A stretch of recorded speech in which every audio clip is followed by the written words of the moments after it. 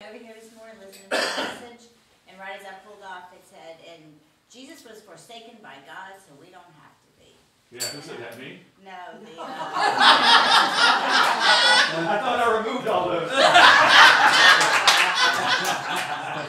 What's the song on that? So what was funny is, so Doug wrote an article, so my husband and I are both attorneys, and so he writes an estate article, and he was writing misconceptions, and I was like, you should write a book of all the misconceptions that the church has told us, and I know today is one of them, that we have a sinful nature, but when I was pulling off, and I was like, that's just such a... Yeah. It's just such a yeah, we talked about that on Wednesday night, didn't we? At the Bible study? It's either that or the Bible study. I actually liked the way that it came out there, and I actually really like how Tom brought it. Teaching. And that's always what I've been saying, but I don't know that I ever use those exact words. But it fits really good because Jesus is rabbi, right? And he came with the Jewish people called something that was called shmika, which meant one who had been given authority to bring a new interpretation or an interpretation that had not been heard yet about the law. Right? And so Jesus was, that's why they said, who is this guy teaching as one with authority? They weren't just saying, how does this guy know the verses? Every Jewish boy knew the verses. So it wasn't like, where did he know the verses from? The idea was, this guy is giving an interpretation about Torah, about the law and the prophets, that we ain't never heard before. And who has given this guy that authority? Because in their system, that authority was conveyed upon people, and they had certain rabbis or Pharisees that they would consider to have that kind of an authority, where they could come with a new interpretation. And then you had people that would be their disciples or take their yoke upon them. That's why Jesus said, take my yoke upon you. That was a Jewish slang. It was idiom. It meant that he was rabbi and to take his teaching or his doctrine upon you. Sit underneath his doctrine. He was one with authority, teaching with shmika, bringing what looked like a new interpretation of the law and the prophets, but which was the only interpretation that had existed actually from the beginning. And so Jesus was always teacher. He never ceased being teacher. He never stopped being teacher. There was never a moment where he wasn't teaching. There was never a moment where he wasn't the Word made flesh. There was never a moment where he was not the Word made flesh. The Word about what made flesh? The Word about God and God's thoughts and intents towards humans made flesh. And so he was always teaching that. And he always came interpreting that. Right? Now the scriptures talk about how our minds, our understanding had been darkened. Right? And so our understanding about God had been darkened by the death that entered the world. Death and darkness are synonymous. Death and darkness entered the world. So death entered, darkness is there. Now our understanding is darkened. Our understanding about what? God and his thoughts and intents about humans. And particularly humans when he finds them in sin. Right? And what it means if humans find themselves in sin. Our understanding about that whole dynamic had become darkened. And what it did was it slandered the name of God in our hearts. It slandered who and what God was in our hearts. It slandered his thoughts and intents towards us in our hearts. And we began knowing God according to the sin and death in the earth. Instead of according to his word when he got down on one knee and blessed Adam. You are my beloved son, in whom I'm well pleased. Notice he said that about Adam before Adam could get it right or wrong. He didn't say, let's see if Adam gets it right, and then I'll say it. He said it before Adam could get it right or wrong for a reason. Right? For a reason. And so we began knowing God according to the sin and death we saw. And then we saw the sin and death, and we began thinking things about God, like the reason why we find ourselves naked in sin and death is because God has abandoned us. God has forsaken us. God has left us as orphans in the earth. Right? We were no longer seeing God as our Father. And we were knowing God as something else completely. And the thing we were knowing him as was more like Pharaoh or taskmaster, or the guy who wants us to build ourselves a beautiful life through our own ability. And if we can build ourselves a beautiful life and come and bring it to him and show him how beautiful it is, then maybe he'll be accepting of us. That's how we began knowing God. And even like Pharaoh took the straw from the Hebrews and said, go and make bricks without the straw. Right? We saw that about God. We didn't have what we don't have the ability to build a beautiful life.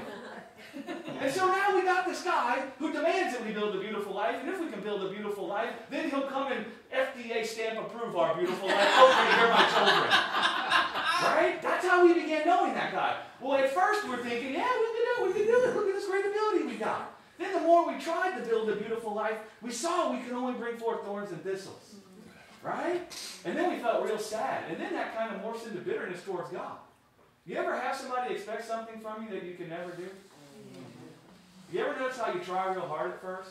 And at first you feel like sad and why don't they love me? Why can't?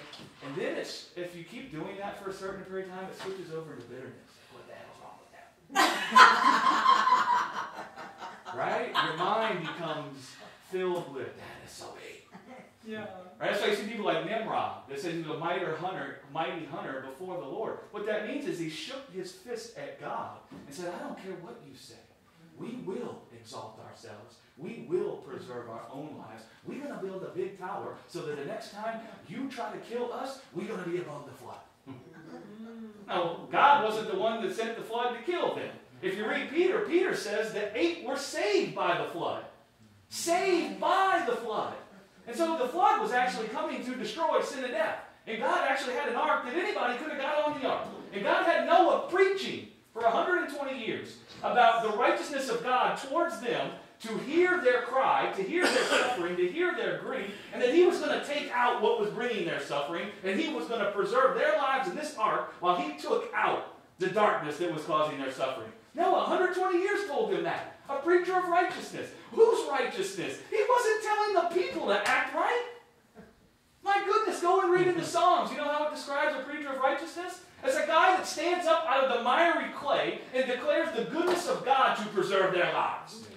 That's a preacher of righteousness. I will stand in the midst of the great congregation and I will declare your righteousness, God, towards humans.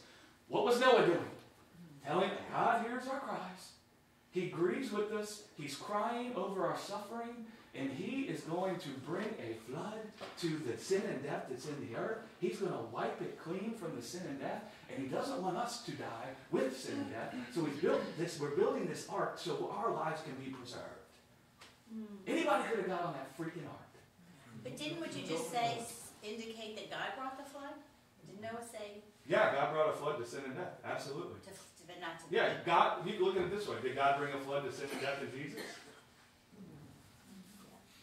Was that good or was that bad?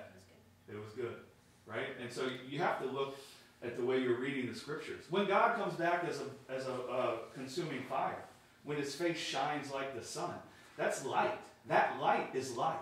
That light is going to flood the earth. Do you know what it's going to do? It's going to consume the darkness. Now, is that bad or is that good? Now, if some people want to connect themselves to the darkness, and because they love the darkness instead of the light, and they perish with the darkness, does that mean God killed them? No.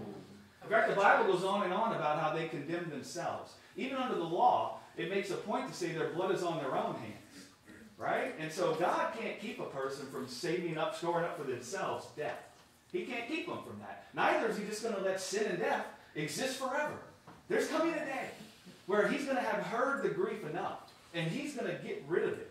Right? And so, yeah, God, he's going to send life into the earth. And so water, if you look in the scriptures, water is always a positive thing. Because we're sprinkled with the water of the word, that Jesus offered himself on the cross so that he could sanctify and cleanse the church through the washing of water with his word. And so you're baptized with water.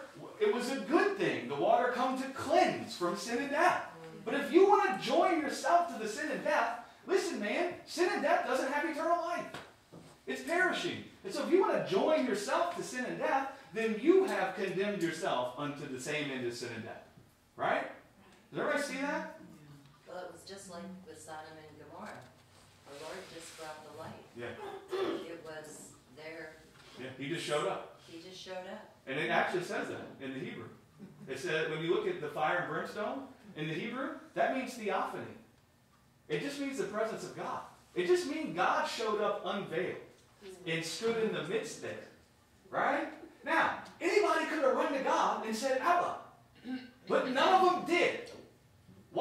because they were filled with the carnal mind. But he invited them all. He invited them all. It's just like Jesus. He said, Jerusalem, Jerusalem, I came to gather you to myself, but you would not. God came to save. He always comes to save. He can only ever come to save. Now, if you don't want salvation, then you're going to perish. Not because God's going to make you perish, but because sin and death is perishing. That's the way it goes. Right? And so our understanding about God had gotten darkened.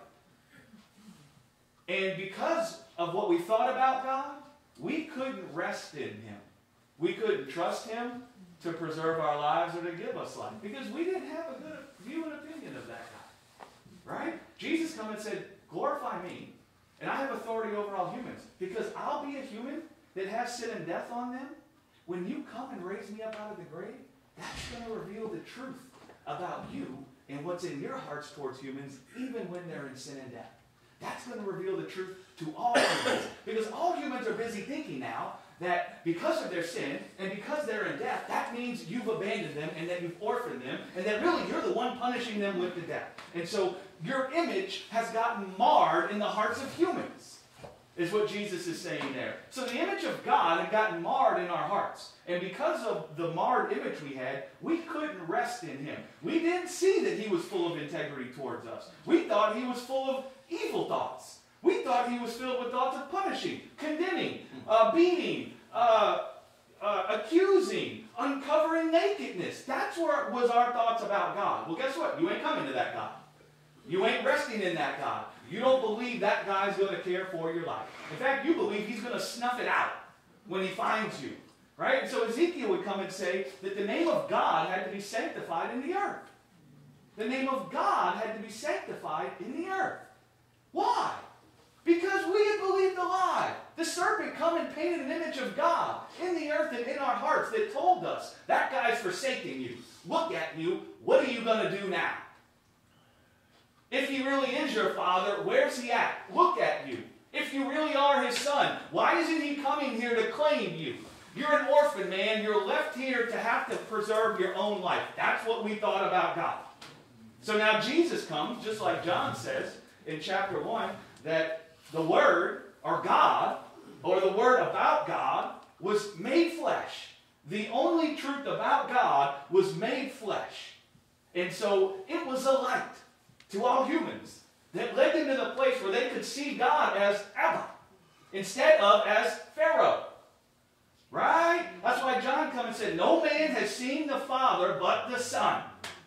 He has been in His heart. That's what bosom means. He actually is His heart. He actually is Him. And so He's going to come into the earth. And He's going to manifest the Father for everyone to see. So that the Father's name can be sanctified in the hearts of humans. And they can find their hearts going to rest in the Father's integrity towards them and their life. So Jesus comes as teacher. Yes. And He's teaching all of that on the cross. Okay? He's teaching all of that on the cross. Even as He's nailed to the tree. Now, I think the way we said it Wednesday night was that it's like we think Jesus was just suffering and people around Him are whistling Dixie, not saying anything, and then He just on His own says, my God, why have you forsaken me? But He didn't come out with that all on His own. He wasn't just sitting there in silence, all the people around Him in silence, and then He just said that. That's not actually what happened. If you go and read what happened is before He said that, the Pharisees are there telling Him He's the forsaken of God. You've been smitten and stricken by God. Look at you. Because their understanding was darkened. Anytime they found a guy who was clothed in death and sin, they thought it meant that could only happen if God abandoned them. That could only happen if God did that to them. That could only happen if God punished them. God cursed them. That's what they thought. So they're telling Jesus, you're not the Son. You've been forsaken by God. What do you think it means? Where's your God now? What do you think that means? You've been forsaken by God. Let Him come for you if He'll have you. Meaning He ain't coming. He's abandoned you. He's left you in the earth as an orphan. Now Jesus says, my God, why have you forsaken me? He says it in response to what they said. He doesn't just say it out of the blue. Right? Now, if you go and read Psalm 22, it's the whole picture of the cross. To a T, it explains the whole thing. And if you get down to about verse 24, you know what it says? He has not abhorred the affliction of the afflicted one. Neither has he hid his face from him, but he'll hear him when he cries out. Now, what we don't understand, because we're Gentiles and not Jewish people, a psalm is, we read the scriptures verse, and then we think that's the end of a book. And then we go to another verse, and we think, oh, it's a new verse, a new meaning, and then we read that verse, and we close the book. But a psalm is a whole song. It's a whole thought. You quote the first verse of a psalm, you're not quoting the first verse of the psalm, you're quoting the whole freaking thing. And every Jewish guy, when they heard the first verse of that song, would have immediately started reciting the whole thing in their heart and in their mind. Right? And so Jesus is saying to these guys, you think I'm the forsaken of God? I know. Because you guys have also believed you are the forsaken of God. You see this sin and death that's come upon me? This ain't my sin and death. This is your sin and death. I am a mirror, and you are beholding yourself in a mirror. And just as you concluded that you were the forsaken of God, you now see me with your sin and death, and you've concluded I'm the forsaken of God.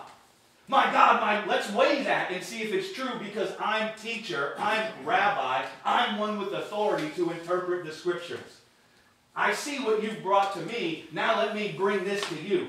Psalm 22. Go and find out what it says. And it doesn't just end at Psalm 22. He describes the whole picture of the cross. You guys say I'm forsaken? Well, let's go to Psalm 22. It starts off with, here he is. There's the picture. It paints it. Okay, here's the guy that you say is forsaken. And then it gets down to about verse 24. He hath not abhorred the affliction of the afflicted one. Who's the afflicted one? Jesus. How could he be afflicted? Because we were first afflicted? His story is our story. And so Jesus, he has not abhorred the affliction of the afflicted one. Neither has he hid his face from him, but he hears him when he cries. Then it goes on to start talking about this great victory that comes alive inside of the guy. Then it moves into Psalm 23, still Jesus on the cross. And Jesus says, the Father is my shepherd. Jesus believed the Father was the shepherd and the bishop of his soul.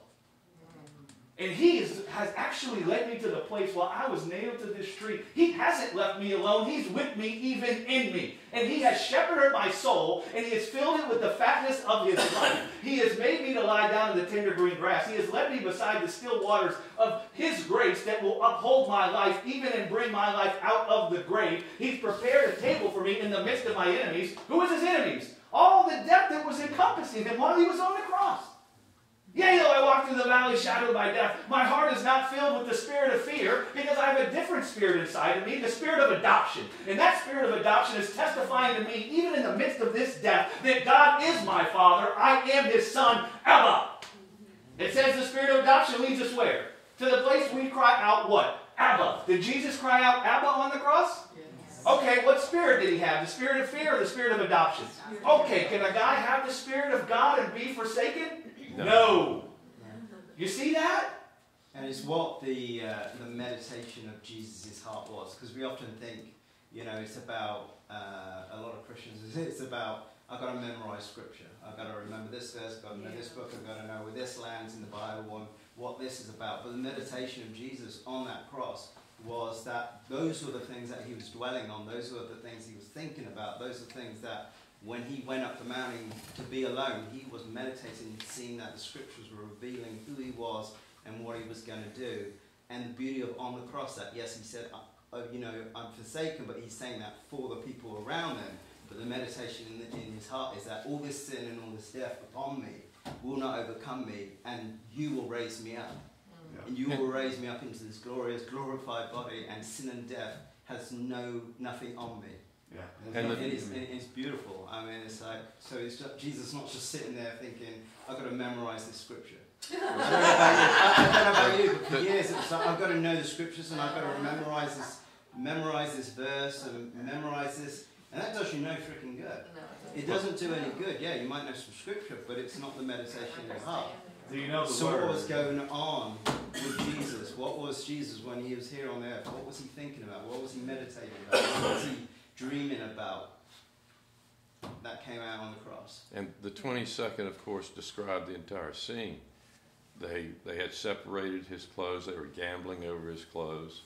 The people were mocking him. It's the entire scene of the crucifixion. And he was pointing out to teaching those rabbis that, look, you're a part of it. These words that were written ages ago are describing you right this moment. You're living it. And you're interpreting it as me being forsaken. Yeah. Right? Yeah. That's what he's kind of saying. Right. Now listen, Jesus had prophesied the whole time leading up to the crucifixion that he was going to the cross. He even Right. said in John, there's going to come a day where everyone will scatter from me, even you will scatter from me, and it will look like I'm alone, but I won't be alone. Yep. Because the Father will be with me. He also prophesied how he'd be raised from the dead. So can a guy who believes he's going to be raised from the dead now believe he's been forsaken by God? So you see how those look like glaring contradictions? So when you're weighing scriptures and you see glaring contradictions like that, or you're weighing thoughts that have been taught in church, you should stop when you see glaring contradictions like that and see there's something else there.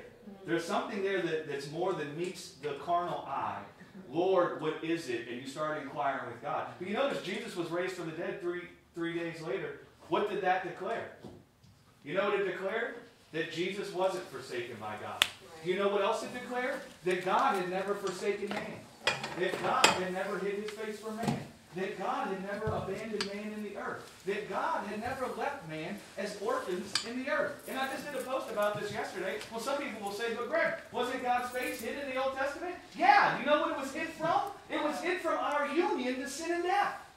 It wasn't hid from us. It was hid from our union to sin and death. How can God bless our union to sin and death? He won't. In the Jewish world, in ancient Israel, if the son had brought home a daughter that the father was not going to bless the marriage, the father would turn his back on it. It was his way of saying, the hell she did? I'm not building that place over the house for her. I'm not blessing that union. I won't bless that union. And so the hiding of the face was God not granting eternal life to man's union to death. That's what it's talking about. He could never bless our union to death. He loves us with a godly jealousy. Our lives are precious to him. He could never bless our union to something that was bringing forth or giving birth death in us. That's what it's about. And you see a big picture of what it means for God to hide his face in the Garden of Eden. When, after Adam ate from the tree, what does he say? We're going to mark off the tree of life, lest Adam now come and eat from the tree of life when he's married to death. Because then he'll be married forever to death. That would have been God blessing Adam's union to death. But God said, we ain't going to do that. We ain't going to. And so God could never be happy if we were married to something that was leaving us barren and unfruitful in his life. So he hid his face from our union to that. Man, in the carnal mind, you know how they interpreted that? He's hid his face from us. And I say this jokingly, but it's, how old is Lacey? She's heard enough. Okay. Nice like this from the verse. It's like we interpreted, oh, he's in his face. It's like we wanted God to come have a threesome with us in our own works that we were fornicating with. So we wanted to keep fornicating with our works, which is what it means, adultery, in the Old Testament. The woman caught in adultery. That's all us.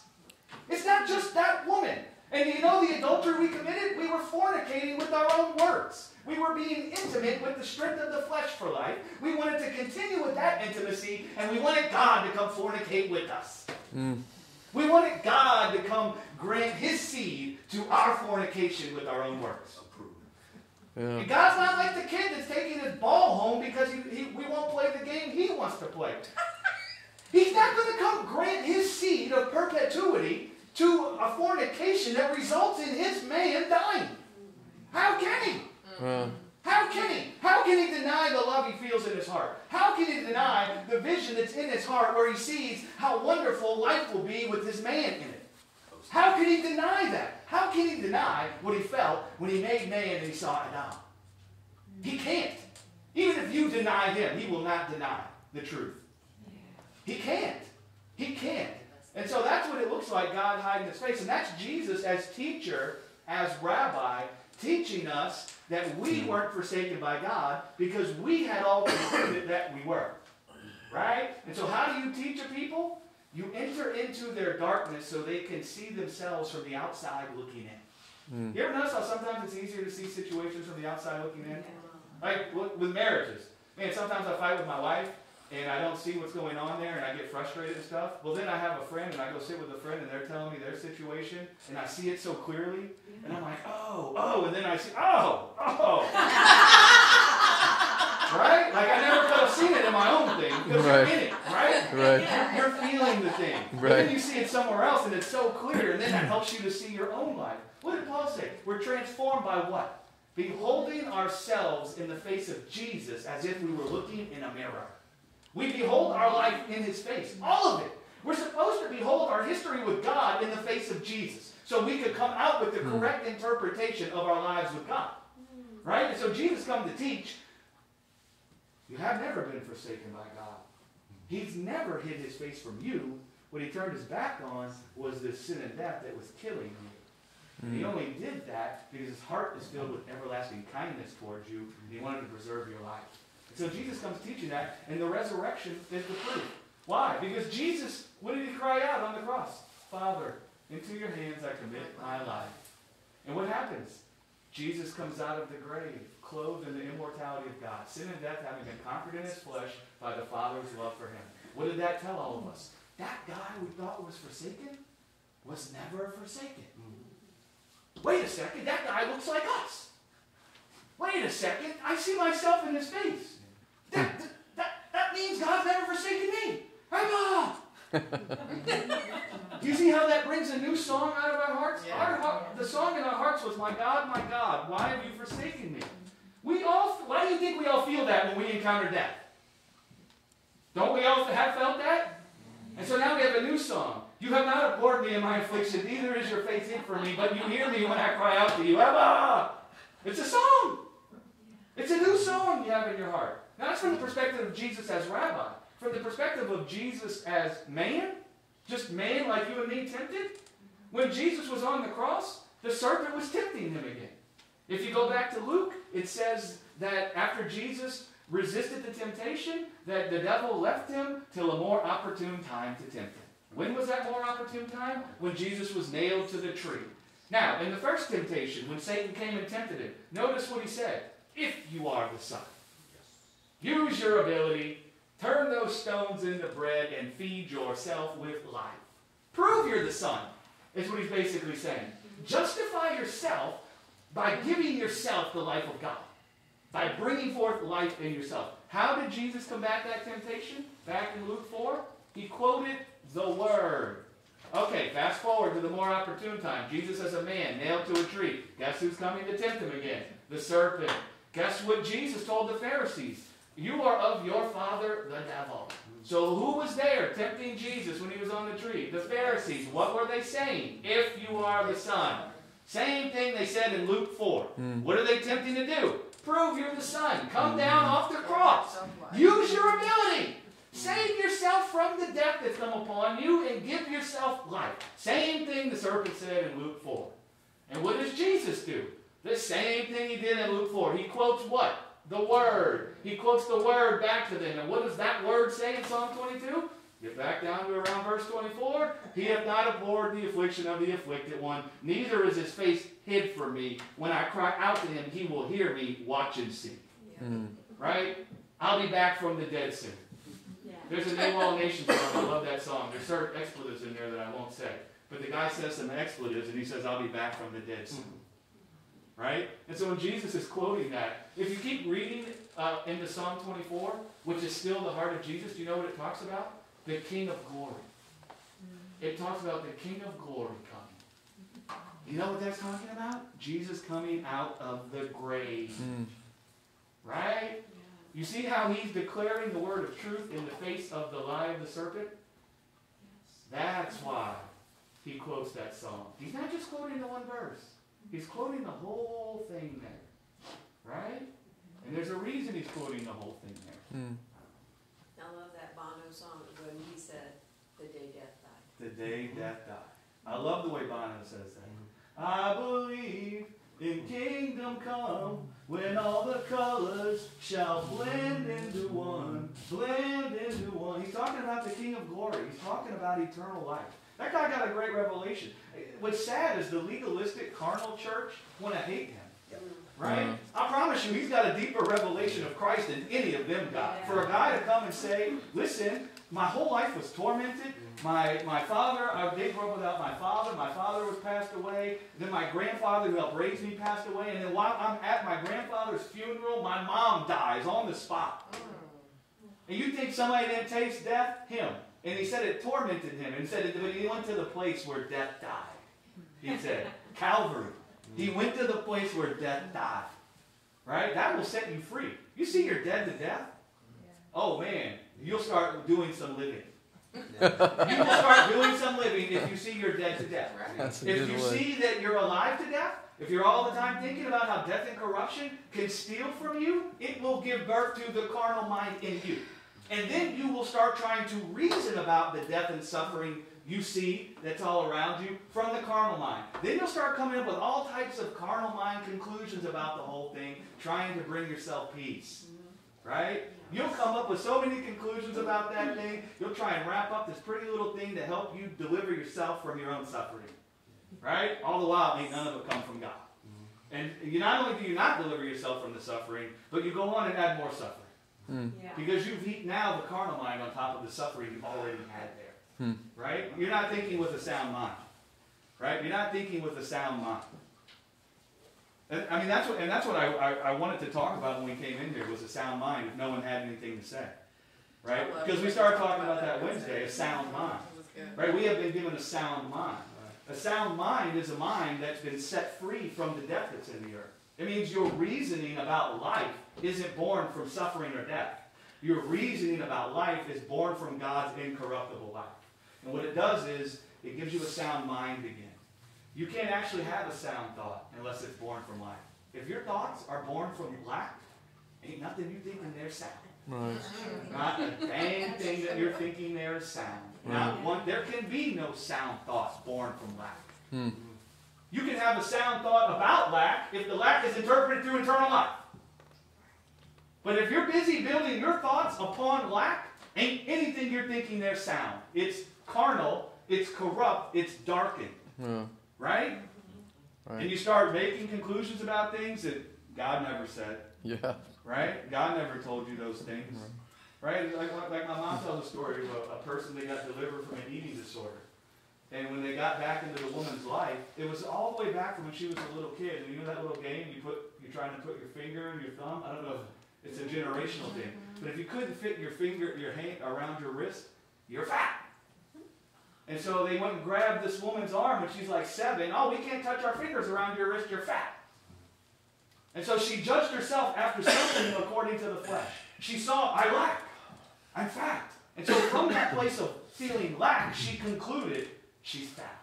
And then she put a label on herself. Right? The carnal mind will always try to get you to put a label on yourself or on other people. And it will get you to judge other people and yourself by something other than beloved son, beloved daughter of God. I don't care what it is. We got a million different terms we try to label people with. People we don't like, people we think are very upsetting, people we think aren't acting the right way. We come with this label. This is why they do it. Guess what? God never freaking said that. God never said that.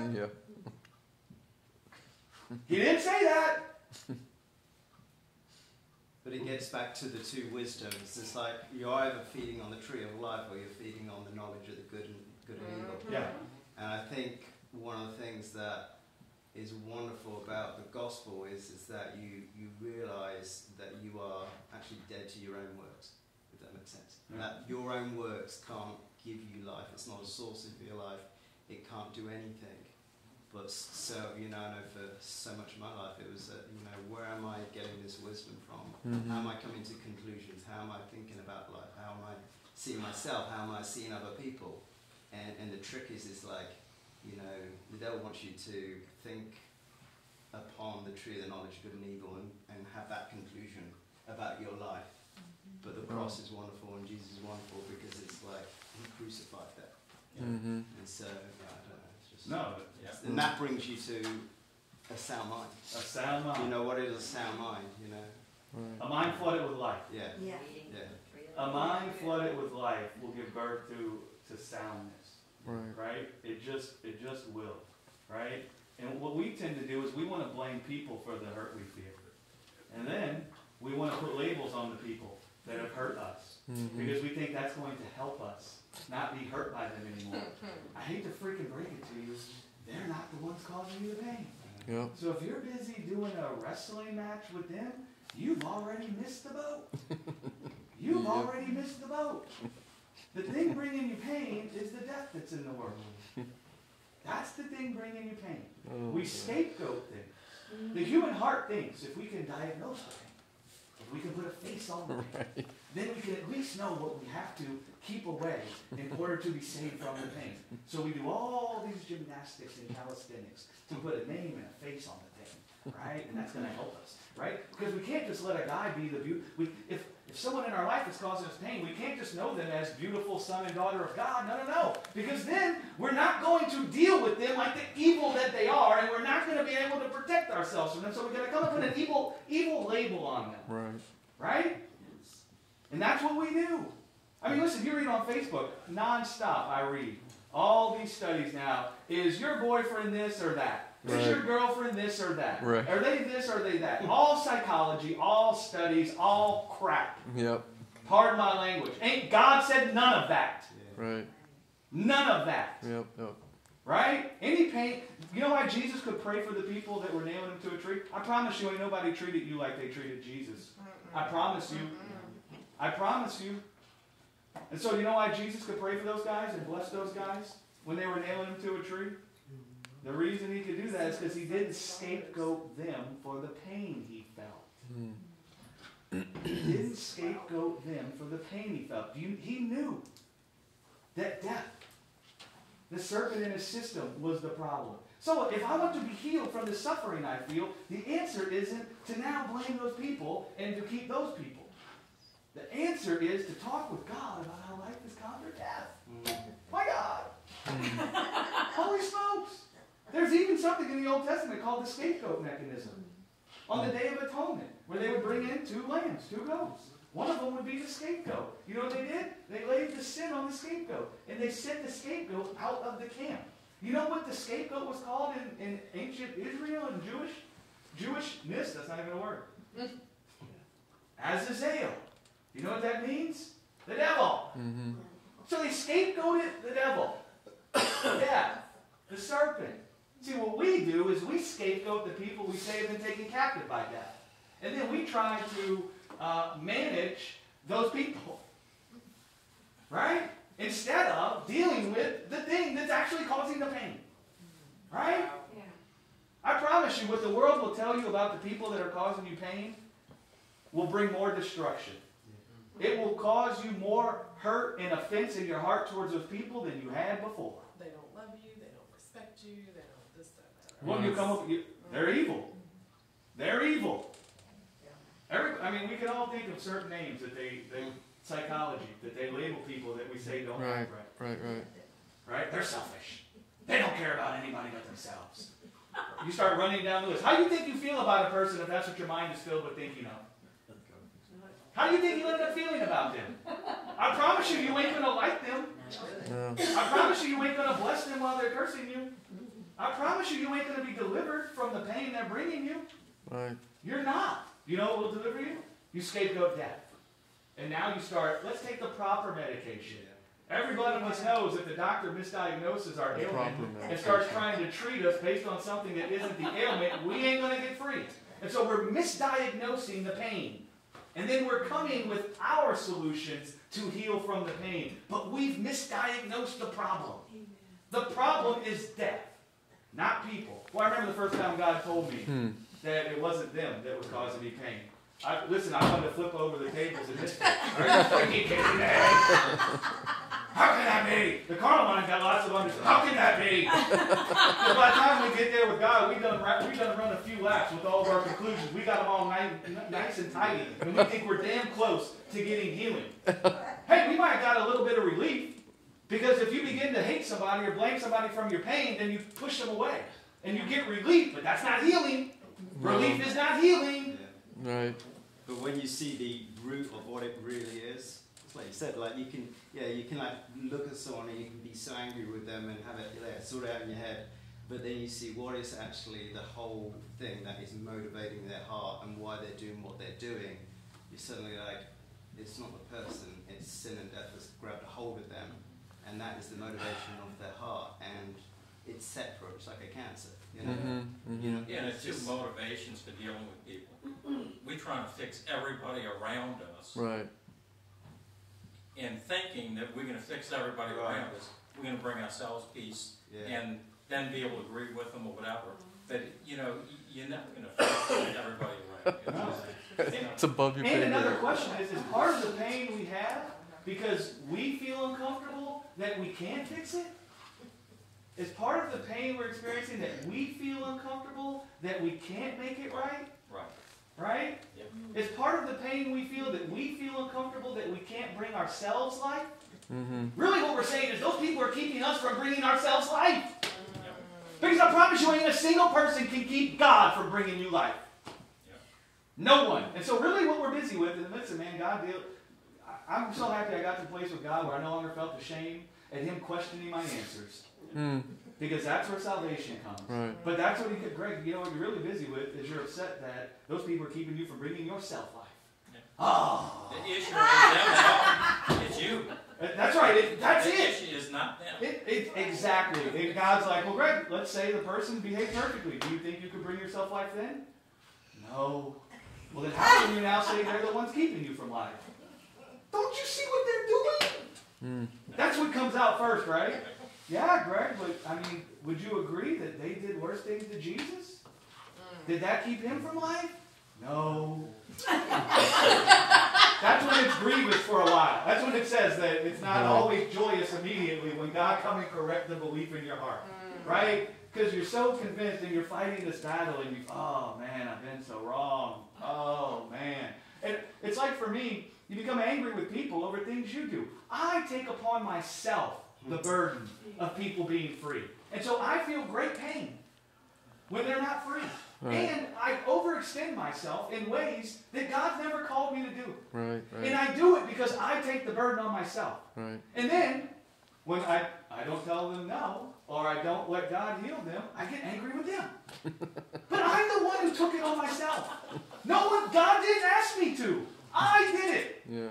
And so now I've served myself with pain, and I want to blame them. Right? That's so funny. That's so crazy. Right? And then God will come and then unwind all that. But the devil wants to get you in the place where you feel ashamed to even consider. No. That's condemnation. No. Like we want to use the grace message as the platform from where if anybody ever come and talk about something I'm believing ain't right, that's condemnation. That's how it is, man. That's called life. That's called speaking spirit in life. Right? That's called love. Right? It's not condemnation. I used to feel that way. That was the first part in grace. You feel relief because you first feel God's not judging for your sin. Then, I'm perfect. Right? So if I'm drinking all day, I'm perfect. Right? If I'm fornicating all the time, I'm perfect. Yeah, glory to God. He never judged you according to your flesh. This isn't about whether you're beautiful to God or not. This is about are you experiencing life or death? And if you're experiencing death, listen, man, we've been given life for free. So let's now engage with God about the lack that we feel that's bringing out all this crap. I remember telling God, so what? Great, I'm righteous. But I'm still condemned every day. Analyzing myself all the time, trying to find where the unbelief is. Well, how can I get this unbelief out of me? And God said, Greg, have you considered the resurrection much lately? You're all the time trying to examine your heart for unbelief because of the weakness and condemnation you feel. Have you ever considered that weakness doesn't mean you're in unbelief? I was all the time sitting around, well, one day God will make it to where I never feel weak ever again. And then when I get there, that's when I'll stop doing these things. You'll never stop then. Because you will always feel weakness in this world. Because there's death here. And so if you're busy waiting to get to the place where you never feel weakness ever again to be free, you believe the lie. And you don't now need to set yourself free, but at least see. That's a lie. God can strengthen me even when I feel weakness to find comfort in Him instead of these things. Because everything we do that's destructive is born from trying to satisfy the lack we feel. Right? Yeah. That doesn't upset God. God, it makes sense to God that we don't want to feel lack. He never created us to feel lack. He sees it's a powerful mover on our souls. And so he doesn't despise us in that place. He doesn't see us as wicked. He doesn't see us as obstinate. He doesn't see it that way. Right. That's what Paul could write when he said, you know, for when I am weak, then I am strong. You know, that actually weakness is a wonderful place sometimes to be. Because Jesus, when was he the most weakest? When he was on the cross. Right. But he entrusted him and entrusted his Father. In that moment of weakness, I can't do anything about this. God's going to be the one who raises me. Right. So we often think of weakness as not a good place to be in, where actually weakness, if we get to a place where we're like, I can't do this, but you can, that's a beautiful thing. And it causes our heart, like you said, to cry out, Abba. I'm not, you know, I know myself, it's like more and more, I'm just like, I can't do this, and I don't want to do this. And I'm not going to do this. Because, and it's like, and it you know, so often we think about, if I had this right in my life, or if I see this fruit manifesting, you know, in a bad way or whatever, I'm going to try and fix it. And it's more and more, it's like, I can't do this myself. Right. I don't want to do this, and my Father will do this.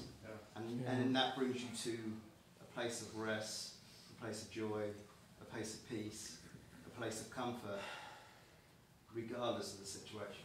And strength. Strength will manifest in you again. Because the presence of our weakness does not mean the absence of God's strength. Right? Right? Jesus was, strength manifested in him on the cross. And it was because he didn't despise himself for feeling weakness. He didn't judge himself or the Father's proximity to him by the weakness he felt. Right? And that's a powerful, powerful thing. And listen, if you're in the place where, hey, I'm experiencing so much suffering that, you know what? It is what it is. I am trying to bring myself relief right now. If that's where you're at, don't despise yourself for that. But don't deceive yourself into thinking that's where life's found. At least continue to be talking with God about the truth while you're in that place. Don't deceive yourself into thinking this is the solution. Don't deceive yourself into thinking this is where salvation is found. At least be honest with yourself and be honest with God. And say, Father, I know what I'm busy with is trying to comfort myself. I know what I'm busy with is me trying to serve myself with peace. But I'm so tormented right now, I don't know what else to do. I need some relief. Right? At least be honest with where you're at and keep engaging with God about eternal life when you're in that place. Right? Because he already knows. That's right. And David is a perfect example of that. David, you know, when it says he was a man after God's own heart, it wasn't in relation to his good fruit. It wasn't in relation to him getting it right. But the reality is that it was authentic, that he was just real with God. He was just honest with God, and he just let it all out with God and trusted God that, you know what, you got my back. And that's why he's a man after God's own heart. But we've got this twisted idea that it's about all this good fruit that we can produce, and I've got all my ducks in a row, and I'm obeying God, and I'm doing everything that I need to do, and everything's going well. That's not, you know, that'll lead you down a spiral of condemnation. It's crazy, because the scriptures say that what God desires of us is sincerity from the depths of the heart. Well, we interpret that. That means we shouldn't tell a lie. You know, but it really is that authenticity with God. And as a parent, you know, where you know, I've got 3 kids, and it's like, you know, with my kids, I'm always like, I say to them, you know, you can ask me anything, and I'm going to love you no matter what, and we can share and do life together, because if I don't do that, they're going to get all their information from the world and friends, and you know, and it's just them being able to come to a place where I can just be myself, and I can just share what's going on for me, and that's my desire. And I'm like, where did that come from? And that comes from God. Same way we desire that for our kids and for our family and for loved ones. God desires that so much. It comes from God himself. He desires that with us. Busy with life. So guys, when you're feeling lack, the thoughts that are born from that feeling of lack, they're not true.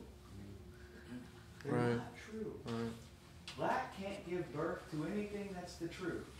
Anything you've concluded that's been born from lack is a lie. It's a lie. It's an unsound mind. It's a darkened mind. It's a darkened understanding. It doesn't mean you're dark. Right. Doesn't mean you should feel ashamed. It just means that's the depth in the earth trying to talk to you. It's not even your own thoughts. They come from outside to try to get within. But man, we're no longer ignorant to the devices of the serpent. Let us at least understand how that dude tries to talk to us, man. Yep. Right? Let us at least understand what his language is and not confuse him for someone who comes to give us the answers to have life. Right? The moment we've concluded something from lack, we know it's a lie. We know it's a lie. And what's the answer? We've been made partakers of the divine nature. Peter said we're saved from the corruption in the earth on account of humans lusting after life through their own flesh. Humans lusting after life through their own flesh have given birth to corruption in the earth. Peter says we're saved from the effects of that corruption that we see in the earth, the effects that it has on our souls, by being made partakers of the divine nature. What is the divine nature? Eternal life. What is eternal life? Abundance. A life that can't lack. A life that can't be stolen from. A life that can't be knocked down. A life that can't be overcome. And so if we're busy feeling lack because we've encountered corruption, let us remember we're braided together with eternal life. Let us remember what that life looks like. Let us sit with God and start talking about the substance of that life and what it does and what it is doing and what it shall do. What did Jesus say? I am he who was, he who is, and he who shall be. Right? When you start thinking about the life you have in those terms, right? That it is what swallows death. It is swallowing death in me now. It shall swallow all death. And you start meditating on that, I promise you, man, you start thinking like Paul thought when he said, this light affliction. Yeah. Right? What did he describe before that? Peril, sword, shipwreck, famine. Well, we all know about famine, don't we? Yeah. Stoning. Stripes, 39 plus 1 twice. I mean, you could go on and on. Paul said, when I started twisting on the divine nature, the life that was, that is, that shall be, the life that overcome darkness and chaos in the beginning, that is overcoming darkness and chaos in me now, that shall swallow all darkness and chaos, leaving none of it ever around. When I twist on that, boy, I tell you what, it really makes all the affliction I'm experiencing seem unpetite. Unpetite. Right? We interpret the affliction that we're experiencing to be keeping us from life, or to have the power to keep us from life. The moment we do that, we say if we fix that affliction, then we'll have the life. There's no affliction in this earth, Paul realized, it has the power to keep him from life. None. And so then that caused the affliction to get whacked back down into perspective. Right? But we see affliction and we become convinced that's what's keeping us from life. Then the affliction becomes the thing. Right? We gotta fix it. Yeah.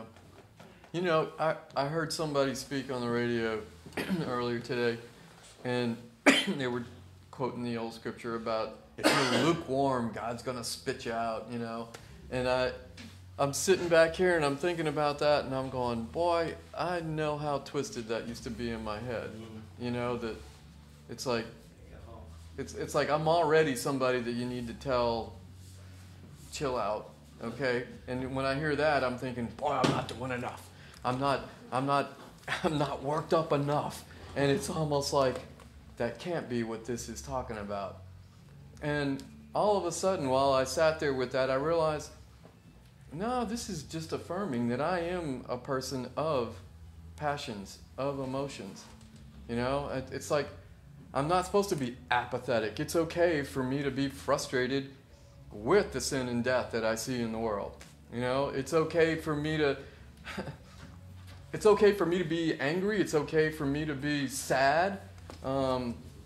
It's just not to let those things be my motivation. Not let those things shape your thoughts about your life. Right. Right? Right. We feel angry or we feel sad or we feel whatever, and then we let those thoughts shape our life. the serpent immediately comes and says, well, something must be wrong with you or you wouldn't feel sad. Something must be wrong with you or you wouldn't feel angry. Yeah. Something must be wrong with you, right? Well, Yeah. guess what? That doesn't come from the tree of life or from God. Right. No, you know what it is? There's actually nothing wrong with you. Actually, there would be something wrong with you if you never felt sad. Yeah. There would actually be something wrong with you if you never felt mad. Yeah. Do you know why? Because we were never created to see death or darkness. Right. And so there is a reaction in us being in a world surrounded by it. And there would be, if somebody came to me for counseling, and someone didn't feel anything about any of that, that might be wrong with them. Right. You know what I'm saying? Because Paul didn't say, well, I got to the place where I never felt sad. No. He said he was even in despair sometimes unto life, unto death, the sorrow. What he's saying is when that stuff smacked me in the face, I fellowship with the life I have with God.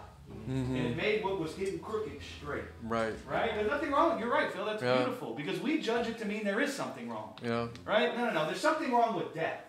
And you're in a world where there's death around you and lack. And so it's going to speak to you sometimes in ways that make you feel sad. They can make you feel depressed. They can make you feel angry, frustrated. And the devil he's not just happy with you feeling that. Because if you just feel it and you don't judge it, it comes and it goes. But if you feel it and then you judge it to mean something, now it can hang out and camp out and dig its roots down in you. He wants you to judge, what does it mean that you feel that? What does it mean that you feel sad? What does it mean that you feel angry? Are you really a child of God? Right. Is God really there? Right. Why would you feel this way if God's there? Why would you feel this way if you're spending as much time with God as you should be? And it puts the carnal mind into action, and that's what Paul talks about. He says, my members became aroused. It's like there isn't a happy medium where like I'm just going to do nothing. You're either going to say, hey God, or your members are aroused, and it's like, now I've got to give myself life. Now I've got to do something about this. Now I've got to change. You see, and it feels good, and that feels at the time it feels a temporary. What is it like? Lots of churches are preaching. You've got to do this and this and this, and people go along each Sunday and they're like, oh, I've got something to do. I've got something to work on. I've got something I can now do. The knowledge of the true knowledge of good and evil. I can do something now. Well, I like when it's temporary. I like when they get up there. I can make progress. Yeah. Well, guys, we don't want to get it twisted, and then Phil go. We're coming to talk about life because life is beautiful. Right? That's what we're doing. Yeah. We're just gathering to talk about life because life is beautiful. Right? That's what the idea of church is supposed to be. You're supposed to be so captivated by the life of God that you gather because you love each other and that life is beautiful. Right. You're not trying to make progress. Will life be born in you as you gather and talk about life and intimate with life? Yeah, but if your mind becomes filled with working a program, then you missed it. Yeah. Right? You missed it. You've forgotten your first love. Yeah. You know, I was going to say... Which is what? What's your first love? Here it is love. Jesus. Not that I love God, but that God loves me. That's it. That's good. That's when you've forgotten your first love. When you're busy focusing on you loving God instead of God loving you. You've forgotten your first love, which is what those churches were busy with. Notice he says, I see all the good things you're doing. Yeah. He didn't say, I see you're not doing good things. He said, I see your works, and yeah, they're good, but you've forgotten. It's not about you loving God, it's about God loving you. Yeah. I was going to say, when some of the things that you'll hear when you see somebody still struggling with things, you go, oh, well, you haven't reached the bottom yet. And I'm like, wait a minute. You know, it's like, why does the bottom have to be the turnaround point, you know? I mean, because you're like dwelling with, how bad does this have to be before I'll change? Do I need a new bottom? Yeah. You know, but I mean, it's looking at the bottom instead of looking at the life. How do we know where someone's at? I used to do that all they just must not want it. Yeah, That's the carnal mind. They don't want to be free. That's the carnal mind. Rather than we just talk with God, Lord, you're the only discerner and interpreter of people's hearts. Right. Maybe I don't know all that needs to be overcome. Let me just fellowship with you, and maybe you can fill me with some word or wisdom if there's anything that can be said that can be helpful to peel back a layer of their heart, which is like an onion. There's many layers. Yep. We are not the discerner of the thoughts and intents.